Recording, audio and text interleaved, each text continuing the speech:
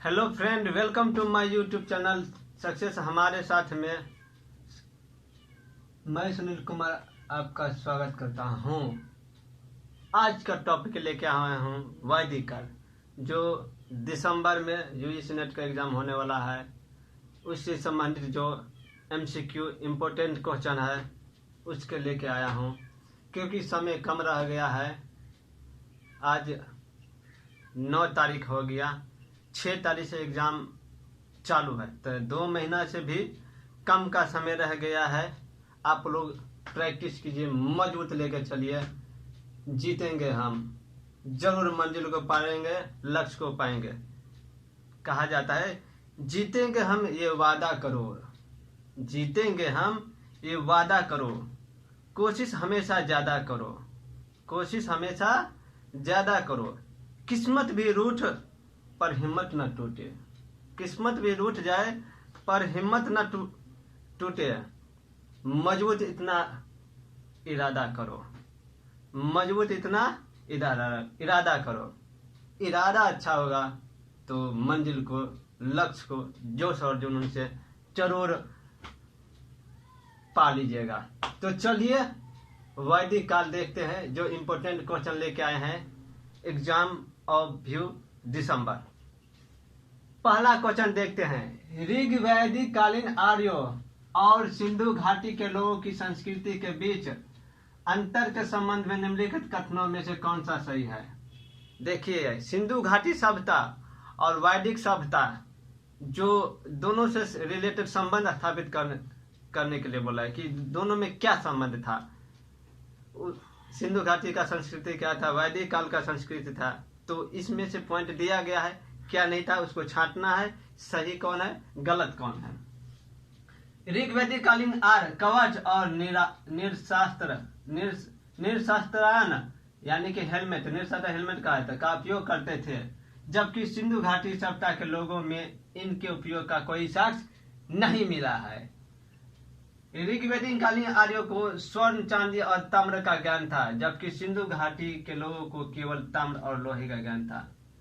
ऋग्वैदिक कालीन आर्यों ने घोड़े को पालतू बना लिया था, जबकि इस बात का कोई साक्ष्य नहीं है कि सिंधु घाटी के लोग इस पशु को जानते थे। अब बताइए इसमें से कौन सा कथन सही या गलत है। तो देखिए, ऋग्वैदिक कालीन आर्य कवच और निरशस्त्रान हेलमेट का उपयोग करते थे, सही बात है। जबकि सिंधु घाटी सभ्यता के लोगों में इनके उपयोग का कोई साक्ष्य नहीं मिला है। सही में कोई साक्ष्य नहीं मिला है, तो पहला ऑप्शन सही है। ऋग्वैदिक कालीन आर्यों को स्वर्ण, चांदी और ताम्र का ज्ञान था, जबकि सिंधु घाटी के लोगों को केवल ताम्र और लोहे का ज्ञान था। देखिए, ये इतना तक तो सही है, लेकिन ये गलत है। सिंधु घाटी के लोग सोना चांदी पहनते थे, ज्ञान था तब न पहनते थे, तो ये गया काम से 2 नंबर। ऋग्वैदिक कालीन आर्यों ने घोड़े को पालतू बना लिया था, जबकि इस बात का कोई साक्ष्य नहीं है कि सिंधु घाटी के लोग इस पशु को जानते थे। अब बताइए, ऋग्वैदिक कालीन लोग गाय को अपना एक धन के रूप में मानता था, अगण्य मानता था। तो और इसके बाद जब इस बात का कोई साक्ष्य नहीं है कि सिंधु घाटी के लोग इस पशु को जानते थे। अब देखिए, साक्ष्य तो नहीं मिला है सही में, लेकिन क्या कहते हैं, जो अति उसका जो खून हड्डी मिला, खून मिला है घोड़े का, उससे पता चलता है, क्योंकि पूरी तरह से ये गलत भी नहीं है, तो ये ऑप्शन भी गलत हुआ। तो क्या हुआ, ऑप्शन एक ही सिर्फ होगा, केवल 1, केवल 2 और 3, केवल 2, 1 और 3, केवल 1, 2, 3। कौन सा सही है? तो केवल क्या है, 1 सही है। प्राचीन भारतीय समाज के प्रसंग में निम्नलिखित शब्दों में से कौन सा शब्द शेष 3 के वर्ग का नहीं है? अब बता रहा है कि भारतीय प्राचीन प्रसंग में जो निम्नलिखित 3 शब्द है, कुल, वंश, कोश, गोत्र, कौन सा था कौन सा नहीं था? तो कुल था, वंश भी था, गोत्र था, लेकिन कोश नहीं था। गोत्र पूछा जाता था आप किस गोत्र का है, वंश मतलब किस वंश का है, कुल मतलब किस कुल का था, तो इसका है लेकिन ये नहीं था। जीविकोपार्जन हेतु वेद वेदांग पढ़ाने वाला अध्यापक कहलाता था। क्या कहलाता था? जो उपार्जन जो हेतु जो वेद वेदांग वाला पढ़ाते थे, टीचर जी, मास्टर जी, गुरु जी, उसको क्या कहा जाता था? आचार्य, अधर्व्यू, उपाध्याय, पुरोहित कहा जाता था, उपाध्याय कहा जाता था। अब देखिए सूची 1 सूची 2 दिया गया है, इसको मिलान करना है। इस बार दिया हुआ है कि क्या कौन सी सा इसमें दिया हुआ है सप्ताह का नाम। तो सिंधु घाटी सप्ताह क्या था? चरागाह, जमींदारी, कृषक, नगरी क्या था? तो सिंधु घाटी सप्ताह एक नगरीय सप्ताह था। उत्तर वैदिक समाज, उत्तर वैदिक समाज क्या था? चरागाह, जमींदार, कृषक क्या था? तो उत्तर वैदिक समाज क्या था? कृषक था, एक कृषक के रूप में काम करता था। ऋग्वैदिक समाज क्या था? चरागाह था, जमींदारी क्या था? ये चरागाह था, क्योंकि जमींदारी व्यवस्था थी नहीं उस समय में। मध्यकाल में जमींदारी व्यवस्था थी, जो सब अपना जमीन को अपने पास मतलब राजकोष में रखा जाता था। राज्यकृत जमीन था, धन उसको उससे क्या करते, टैक्स लेते थे। तो मध्यकालीन काल में जमींदारी व्यवस्था थी। तो ऑप्शन कौन हो गया? ए का 4, ये इसमें भी है। बी का 3, ये इसमें नहीं है, इसमें है। तो ये ऑप्शन क्या हुआ? ऑप्शन डी, ऑप्शन डी सही होगा। अगला क्वेश्चन देखते हैं। निम्न में से कौन सा कथन उपनिषदों के विषय में सही नहीं है? अब उपनिषदों के विषय में कौन सा कथन है जो कहा गया कि इसमें सही नहीं है? कथन दिया गया उपनिषद के संबंध में, विषय में। बृहदारण्यक छांदोग्य उपनिषद गद्य में है, सही बात है। कठोपनिषद प्राचीनतम उपनिषदों में से एक है, गलत बात है, ये सही नहीं है। प्राचीनतम बृहदारण्यक है, कठोपनिषद नहीं है। उपनिषद घोषणा करते हैं कि मोक्ष ज्ञान से संभव है, न कि आस्था से, ये भी सही है। उपनिषद घोषणा करते हैं कि मोक्ष ज्ञान से संभव है, न कि आस्था से। उपनिषद तत्पश्चात के जीवन को मोक्ष के लिए परम आवश्यक नहीं मानते हैं, सही बात है। तत्पश्चात नहीं मानते हैं। जब आप अच्छा ज्ञान, अच्छा कर्म कीजिएगा तभी है ना। अब तुरंते जाकर के आज पूजा कर लेते, जय भगवान, तो का ही वो मोक्ष मिल जाएगा? नो, नहीं। तो कौन होगा? बी होगा। ये प्राचीनतम उपनिषद है, ये प्राचीनतम है ये। चलिए, क्लासिकीय संस्कृति में आर्य शब्द का क्या अर्थ है? क्लासिकीय संस्कृति में आर्य शब्द का क्या अर्थ है? आर्य शब्द से क्या मतलब है? इसका अर्थ क्या है? ईश्वर में विश्वासी, एक वंशानुगत जाति, एक उत्तम व्यक्ति, इनमें से कोई नहीं। क्या है? तो एक उत्तम व्यक्ति है। क्लासिकल संस्कृति में आर्य शब्द का अर्थ है एक उत्तम व्यक्ति, सुंदर व्यक्ति, बढ़िया व्यक्ति, खूबसूरत व्यक्ति। उत्तम मतलब उच्च विचार। वर्ण व्यवस्था से संबंधित पुरुष सूक्त मूलतः किस वेद में पाया जाता है? अब वर्ण व्यवस्था, वर्ण की जी व्याख्या, वर्ण किस वेद में मिलता है? और ये क्या कहते हैं, ये पुरुष सूक्त जो है वर्ण व्यवस्था से संबंधित, वो किस वेद में पाया गया था? किस वेद में है? अथर्ववेद में, सामवेद में, ऋग्वेद में, यजुर्वेद में। किस वेद में है? तो ऋग्वेद में है।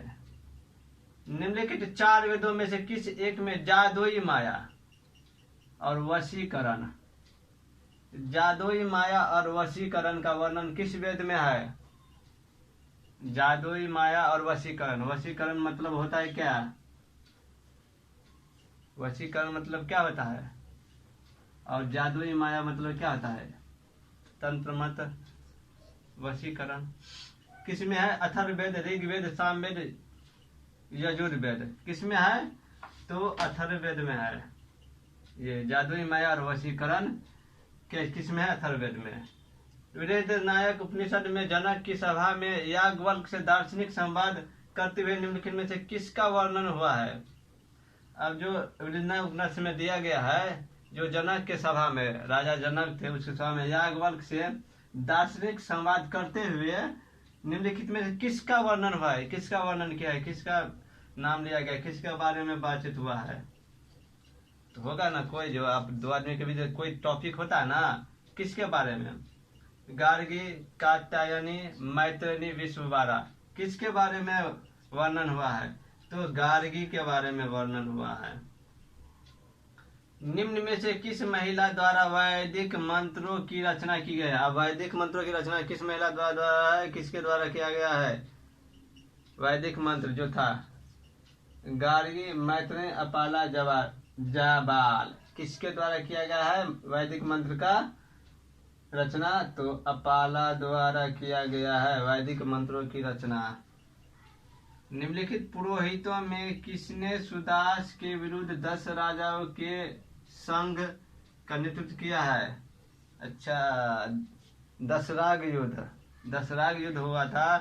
तो इसमें सुदास जो था, सुदास के विरुद्ध 10 राजा, ये एक साथ था, एक भाग था 10 राजाओं का संघ, एक सुदास था, दोनों के बीच हुआ था। तो उसमें इसका नेतृत्व कौन किया था जो 10 राजाओं के संघ का? विश्वामित्र, वशिष्ठ, भारद्वाज, गृथ, समद। किसने किया था? तो विश्वामित्र ने किया था। 10 राजाओं के संघ का नेतृत्व कौन किया था? तो विश्वामित्र ने किया था। अगला क्वेश्चन, वैदिक युग में वर्ण व्यवस्था जो बाद में जाति व्यवस्था में परिवर्तित हो गई, वैदिक युग में वर्ण व्यवस्था थी वो जाति व्यवस्था में परिवर्तित हो गई। वर्ण के जाति में परिवर्तित होने का प्रमुख कारण क्या था? वर्ण के जाति में परिवर्तित होने का प्रमुख कारण क्या था? कि जो वैदिक युग में वर्ण व्यवस्था थे वो बाद में जाति में बदल गया, वो क्या हो गया? क्या कारण था जो वर्ण जाति में परिवर्तित हो गया? प्रमुख कारण क्या था? व्यवसायियों का पैतृक होना, ब्राह्मणों का वर्चस्व, अंतर जातीय विवाह, या इनमें से सभी? क्या है प्रमुख कारण? प्रमुख कारण क्या था? तो ब्राह्मणों का वर्चस्व। उस समय में ब्राह्मण का बहुत ज्यादा वर्चस्व था।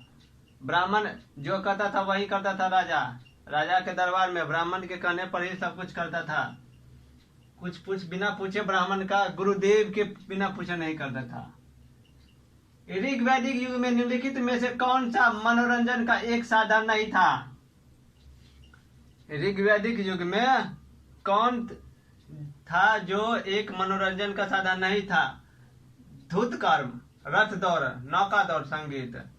कौन नहीं था? संगीत था, नौका दौड़ था, रथ दौड़ था, धूत कर्म नहीं था, ये नहीं था, ये धूत कर्म। ऋग्वेद का प्रसिद्ध पुरुष सूक्त, जो ऋग्वेद में जो पुरुष सूक्त है, इस जो सृष्टि का ब्रह्मा कहा जाता है, इस कारण किस कारण प्रसिद्ध है? ऋग्वेद का प्रसिद्ध पुरुष सूक्त इस कारण प्रसिद्ध है कि इसमें क्या वर्णन है? किस लिए प्रसिद्ध है पुरुष सूक्त? उसमें क्या वर्णन है जो ऋग्वेद का पुरुष सूक्त है? उसमें दशराज युद्ध का, वैदिक देवों का वर्गीकरण, ब्रह्मा के 4 अंगों से 4 वर्णों की उत्पत्ति, वरुण की देवी गुप्तचर एक के रूप में, किस रूप में वह है प्रसिद्ध है? जो ऋग्वेद का पुरुष सूक्त है वो किस कारण है? उसमें क्या वर्णित है जो प्रसिद्ध है? तो ब्राह्मण के 4 अंगों से 4 वर्णों की उत्पत्ति, ये इस कारण है प्रसिद्ध है।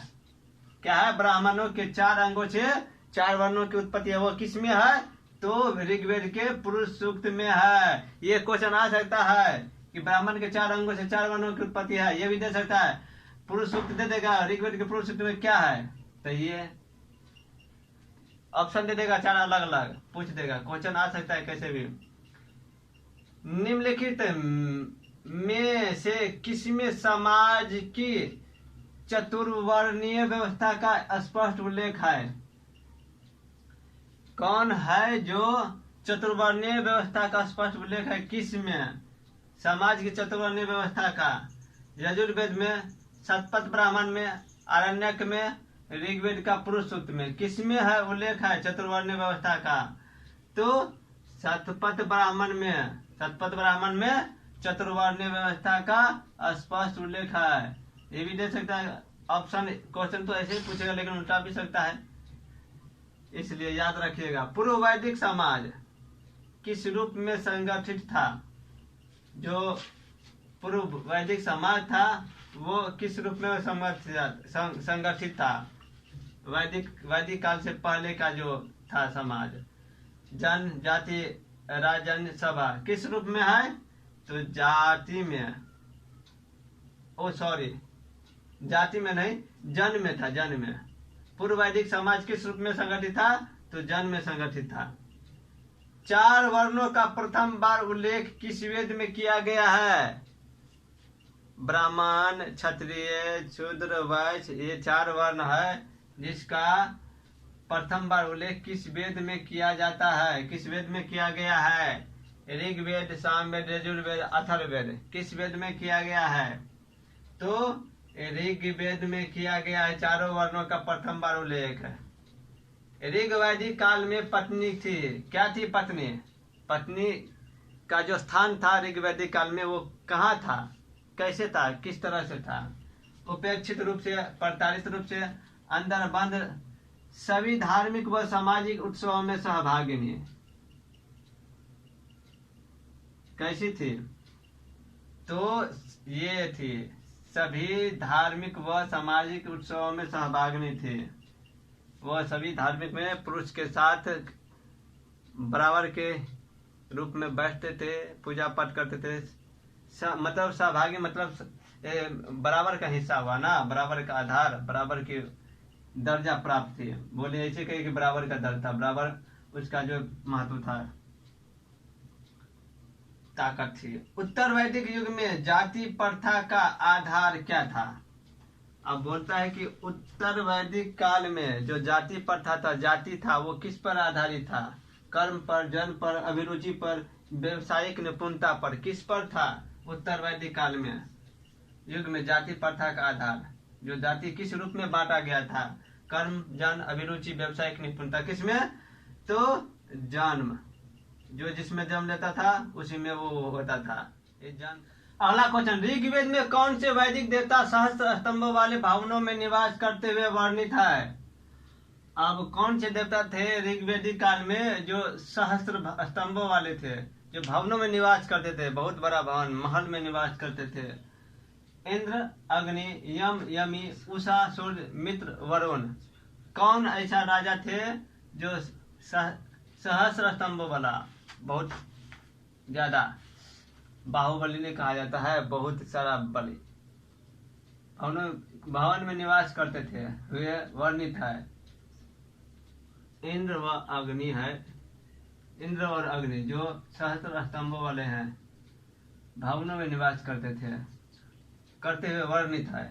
14वीं शताब्दी के ईस्वी पूर्व 14वीं शताब्दी ईस्वी पूर्व एशिया माइनर के किस अभिलेख में वैदिक देवताओं का उल्लेख है? अब देखिए एशिया माइनर के किस अभिलेख में, एशिया माइनर का जो है ना कि किस अभिलेख में वैदिक देवताओं का उल्लेख है? जो वैदिक काल में जो देवता सब है उसका उल्लेख है। बोगजगोई, सिलिसिया, हिट्टी, यूकेटाइड, किसमें है? बोगजगोई में है। निम्नलिखित वैदिक देवताओं में से कौन अवेस्ता के देवता और मजदा से सादृश्य रखता है? किसके से रखता है? अवेस्ता के देवता और मजदा से सादृश्य रखता है। कौन सा देवता है? इंद्र, वरुण, रुद्र, इंद्र। अरे वाह, 2 बार हो गया। कौन सी देवता है? तो वरुण है जो अवस्था के देवता और मर्यादा से सादृश्य रखता है। मिथिला में गार्गी वाचनवी ने किस ऋषि से शास्त्र किया था? शास्त्रार्थ किया था, मतलब वार्तालाप, बातचीत किया था, दोनों के बीच कंपटीशन हुआ था। मिथिला में गार्गी वाचनवी ने किस ऋषि के साथ किया था? वशिष्ठ के साथ, विश्वामित्र के साथ, भारद्वाज के साथ। किसके साथ? याज्ञवल्क्य। किसके साथ किया था? तो याज्ञवल्क्य के साथ शास्त्रार्थ किया था। दोनों के बीच हुआ था कंपटीशन। वो भी राजा जनक मिथिला में थे, वो राजा जनक थे, उसी के मध्य में हुआ दरबार में। ऋषि याज्ञवल्क्य के जीवन पर किस उपनिषद में प्रकाश डाला गया है? याज्ञवल्क्य के जीवन पर किस उपनिषद में प्रकाश डाला गया है? जो ऋषि थे याज्ञवल्क्य, उसके जीवन पर जो उपनिषद है उसके जीवन पर किस उपनिषद में उसके जीवन के बारे में लिखा गया है? कि याज्ञवल्क्य मुनि, जैसे राम के बारे में रामायण में लिखा गया है, वैसे ही याज्ञवल्क्य के जीवन के बारे में किस उपनिषद में लिखा गया है? इस केन कठ बृहदरनायक, किसमें? तो बृहदरनायक में लिखा गया है, जीवन का उल्लेख किया गया है याज्ञवल्क्य मुनि के जीवन का। जनक और याज्ञवल्क्य कथानक कहाँ सा मिलता है? और इन दोनों का जो कथा है जनक और याज्ञवल्क्य का, उस किस में मिलता है?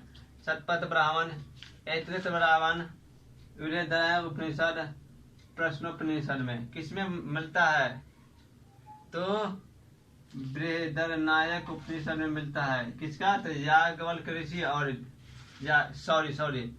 जनक, राजा जनक और याज्ञवल्क्य, ये राजा जनक और कोई जनक नहीं थे मिथिला में, यही थे राजा जनक और क्या कहते हैं याज्ञवल्क्य के कथा का जो मिलता है कथानक, वो बृहदरनायक मिलता है दोनों के बारे में कथा।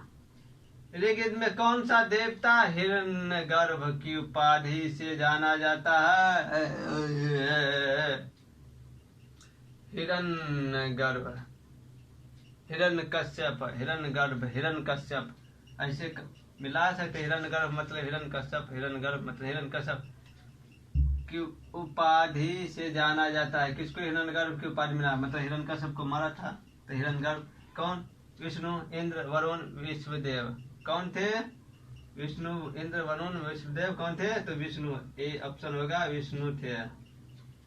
वैदिक काल में निम्न में से किसकी उपासना नहीं होती थी? वैदिक काल में किसकी उपासना नहीं होती थी? किसका उपवास नहीं होता था? वरुण, इंद्र, मरुत, लक्ष्मी। किसकी नहीं होती थी? वरुण की होती थी, इंद्र की होती थी, मरुत की भी होती थी, लेकिन लक्ष्मी की उपासना नहीं होती थी। तो फेज 1 जो उत्तर वैदिक काल का जो इम्पोर्टेंट क्वेश्चन है, इसका और भी भाग लेके और भी क्वेश्चन लेके अभी और क्वेश्चन बाकी इम्पोर्टेंट क्वेश्चन, तो इसको 2 वीडियो में 2 भाग में बांट करके ला रहे हैं, क्योंकि पढ़ने में आपको सुविधा कम है, दिमाग में आते एक बार दे देंगे घोंच पच हो जाए, भूल जाइएगा, इसलिए आधा करके लेके आए हैं। और अगले वीडियो में और इम्पोर्टेंट है, मिलाने वाला है जो स्टेटमेंट तौर पर है, और क्वेश्चन लेके आएंगे। तो आप लोग को ये वीडियो कैसा लगा तो लाइक कमेंट शेयर कीजिए, और अगले वीडियो देखने के लिए सब्सक्राइब कर दीजिए, जिससे आपको नोटिफिकेशन मिल जाए, सुविधा हो। तब तक के लिए जय हिंद, जय भारत।